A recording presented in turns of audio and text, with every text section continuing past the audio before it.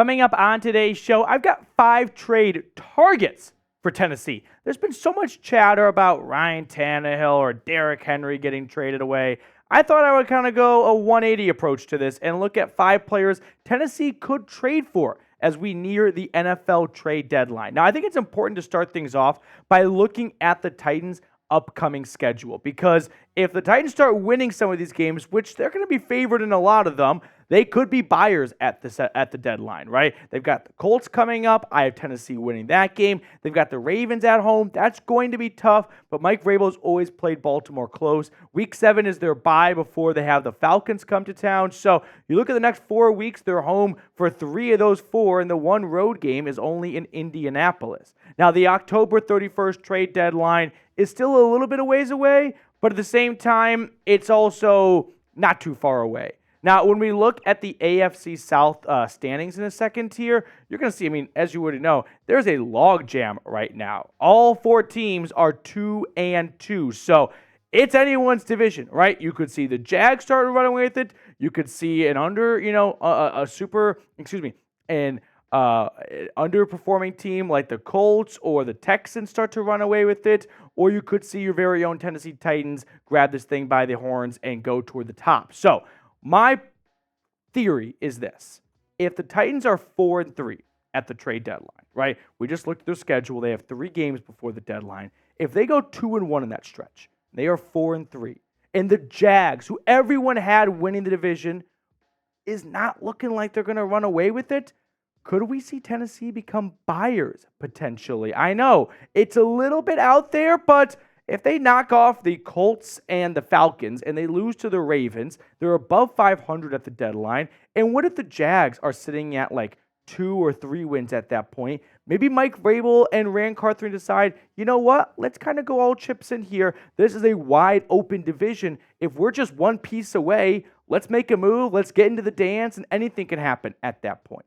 So with that being said, let's check out some trade targets for your Tennessee Titans, starting with the Bengals wide receiver, Tee Higgins. Maybe the sexiest name on the trade market as we get closer and closer to it, because it's not looking like Cincinnati is going to give him any sort of long-term deal. And with that, you could see a move if the Bengals continue to slide. Like I said, in the last year of his contract, no extension is expected. Remember, the Bengals are some broke boys. In terms of like actual ownership and cash on hand, they spent all their money on Joe Burrow. And they've got Jamar Chase to pay soon. I don't see a way they are able to hold on to Tee Higgins. And with the Bengals at 1-3 and that third loss coming at the hands of the Tennessee Titans, maybe they could be sellers, right? What if they decide, hey, remember when the Cowboys sucked because Dak got hurt and it got the Micah and it actually worked out pretty well for them? What if this is our Cowboys season where Burrow's hurt, we kind of shut him down, we get close to a top 10 pick, and we get a new replacement for Tee Higgins, and we flip him for a first or a second round pick? Plus, this could actually be your A.J. Brown replacement. No offense to Treylon Burks, but he's not looking like what A.J. Brown was doing with the Tennessee Titans when he was there. And also, it goes without saying, Tee Higgins is an absolute baller. He is working as a wide receiver too with Jamar Chase, and he's still putting up over 1,000 yards in 2 straight seasons. This is not a move to try and go all in on 2023. Trading for Tee Higgins is addressing long-term needs at wide receiver. You signed DeAndre Hopkins because you didn't want Nick Westbrook-Ikhine or Kyle Phillips being your wide receiver too, and that's understandable. But you didn't sign DeAndre Hopkins thinking he's going to be your number 1 for the next 4 to 5 or maybe even 6 seasons. With Tee Higgins, he could be that top guy for 4 to 5 years. So this is not just about making a run for 2023. This is doing what the Eagles did, right, with A.J. Brown, getting a guy in the prime of his career and locking him up for the next 4 to 5 seasons and having a true number 1. So this is my trade idea for Tee Higgins. I'm guessing the Bengals would want to get a first rounder, but I'm not going to offer a first rounder. How about this instead? 2 seconds, 2024 and a 2025 second round pick. The Bengals come out with 2 more day 2 draft picks for a player they are going to lose in free agency, and it's not looking like he's going to help them make a deep postseason run as they sit at 1-3. Now, if you were the Titans brass, would you do this trade? Let me know down in the comment section, yes or no? Gun to your head, are you sending away 2 second-rounders for Tee Higgins? I'm not thinking twice about it, right? I am saying yes every single day that ends in the letter Y and twice on Sunday. So give me Tee Higgins for 2 seconds every single time. Now, moving on to my second trade target for your Tennessee Titans, because we got some fun ones here. What about Jerry Jeudy? Now, this is a little bit different than Tee Higgins. They're both wide receivers, but Jeudy does not come in as established as Tee Higgins, right? Higgins has 2 straight years over 1,000 yards receiving.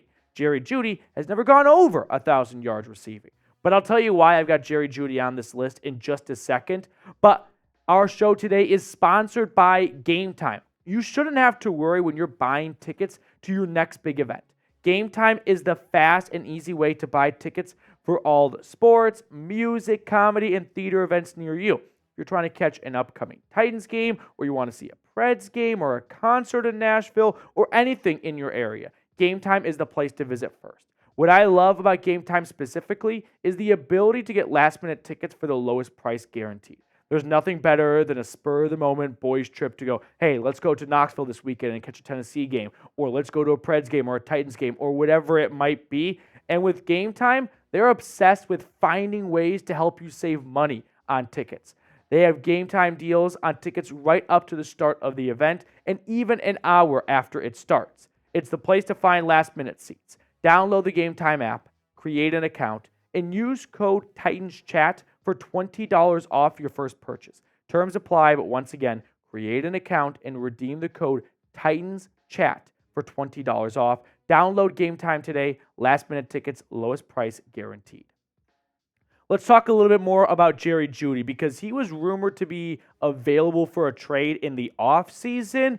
And maybe once again, now that Denver is 1-3 going into the home stretch before the NFL trade deadline. Now, the Broncos picked up his 2024 fifth-year option, which means if a team trades for him, he's got $12.9 million guaranteed no matter what coming his way for 2024. So that does give a team like Tennessee a little bit of security, knowing, hey, we get him for the rest of this year and all of next year, so we don't have to make a decision after 2023 whether or not we want to extend Jerry Jeudy. Now, in his career, it's been a bit underwhelming for the former Crimson Tide. 168 grabs, 2,400 yards in year 4 at this point, and only 9 touchdowns. It's the 9 touchdowns that concerns me the most, right? Just has not had a knack for finding the end zone. This is not one of those Julio Jones gets down at the 1-yard line guys either. He just, for whatever reason, can't really catch on in the red zone, and he's never had a big dominant year, right? His best season was last year when he went for 972 yards and 6 touchdowns, but a lot of that came at the very end of the season. Meanwhile, Tennessee's wide receivers, Treylon Burks, DeAndre Hopkins, Nick Westbrook-Ikhine. I mean, we know that Hopkins is awesome. Burks, I think, is making some good progress on the year, but I just don't look at this room right here and think, yep, Tennessee's got their wide receiver 1, no question about it, for the next 3 to 4 years. And for that reason, I could see some, improvements being made in this department. So if I had to cook up a trade idea, I don't think it costs you as much to get Jerry Jeudy as it does to get Tee Higgins. So what about a simple Jeudy for a second? Denver originally wanted a first-round pick back in the offseason. Judy's not looking like a guy who's going to fetch them a first-rounder. So maybe you could get the former first-rounder for a second-round pick. And if Mike Vrabel thinks he knows the right buttons to press to activate Jerry Jeudy to get him back to what he was doing in T-Town, well, there could be some more titles coming to the great state of Tennessee thanks to the Titans. All right, pick a wide receiver for me, though. Tee Higgins or Jerry Jeudy. Type 10 for Jeudy, his jersey number, or type 5 for Tee Higgins, his jersey number, down in the comment section. Keep in mind that Tee Higgins will cost you another second-rounder, but to me, second-round picks, draft picks in general, they're lottery tickets, which, by the way, get your Powerball tickets. They're way up right now. But you know a proven thing in Tee Higgins. You don't know if your second-rounder you hold on to could be a really good player like A.J. Brown, or it could be Will Levis. Yikes. All right, moving on to some other trade targets. Let's kind of get through these ones here on the quicker end because it's not the sexy speed steers like Tee Higgins and Jeudy. No, it's an offensive lineman, Cody Whitehair. I was talking to some Titans friends of mine before filming this video. I'm like, what do you want to see Tennessee improve on the most going into the trade deadline? And offensive line was overwhelmingly the response. A former second-round pick back in 2016 by the Bears out of Kansas State, one-time Pro Bowl offensive guard. He was towards the top of his profession for a stretch there between 2017 and 2020. But now here we are in 2023, and he's sort of slipping a little bit. Now, he is under contract through 2024. The Titans' offensive line, it's been meh. I think there's been some bright spots there. It's still early. You miss Peter Skoronski sorely, but Andre Dillard is looking like a bit of a bum right now. Unfortunately for him, he couldn't find a starting spot in Philadelphia, and now I wonder how much longer he will have a starting role in Tennessee. Meanwhile, Cody Whitehair, well, I understand his season is not off to a spectacular start. PFF has him ranked as the 61st guard out of 76 qualifying players. He's still one of the better guards in football, in my opinion. I think he's a top half guard. Now, this would require some reshuffling of the offensive line, if you will.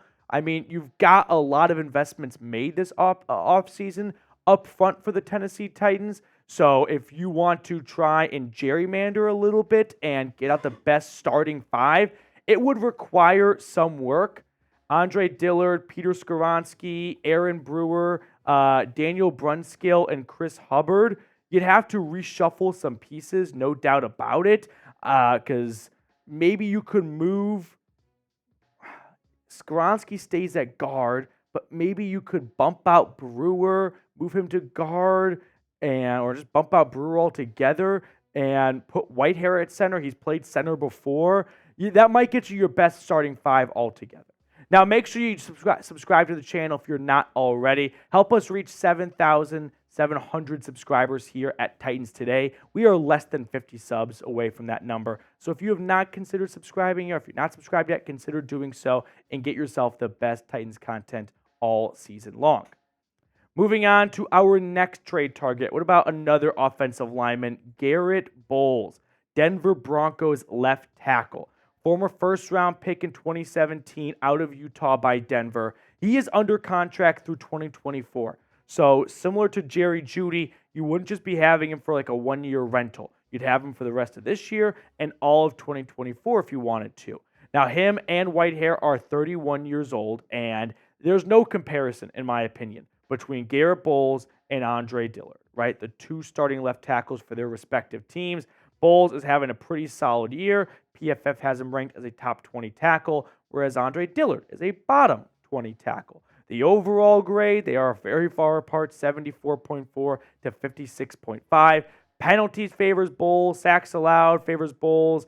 Everything goes in Garett Bolles' direction. So Tennessee just signed Andre Dillard over the offseason. They didn't do that to just move on from him a few weeks or months later, but maybe you could kick Andre Dillard to guard.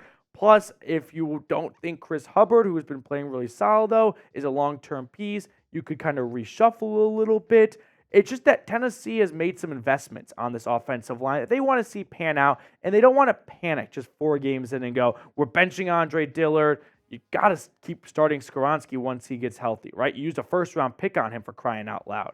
But if you don't think there's something there with Brunskill, Brewer, or Hubbard, maybe those guys could be moved around a little bit. Fifth and final trade target now, Danal Hunter, the edge rusher from the Minnesota Vikings, who also was in a lot of trade rumors throughout the offseason. He could be available now that the Vikings are all-time frauds, and they are off to a 1-3 start, and they could be sellers going into the NFL trade deadline. When I think about Danielle Hunter, you think about one of the best edge rushers in football that just doesn't get a lot of buzz and notoriety right now because his name isn't Myles Garrett or TJ Watt or Micah Parsons. But I think if the Titans traded for Danielle Hunter, this would be a break the glass and say screw it. If you are 5-2 going into the deadline, coming off 4 straight wins over the Bengals, the Colts, the Ravens, and I forgot the last one, but whatever, the Falcons, then you're 5-2 and the Jags have 3 wins to their name and they're in second place, and you're like, let's just go get another baller. Like, let's just go get a guy who's got 5 sacks in 4 games. say screw it, F it, why not? Like, it's not like Tennessee has a major need at edge rusher, but there are always teams looking to, add more depth to the edge rusher spot that want to go on a run. Danielle Hunter would be a one-year rental. He's only got 1 year on his contract, so this would not be a long-term deal or anything like that. Now, let me know down in the comment section, who do you want the Titans to trade for? Drop a name, whether it's one of the 5 names we just talked about or someone else I left off of my list. Let me know down below in the comment section.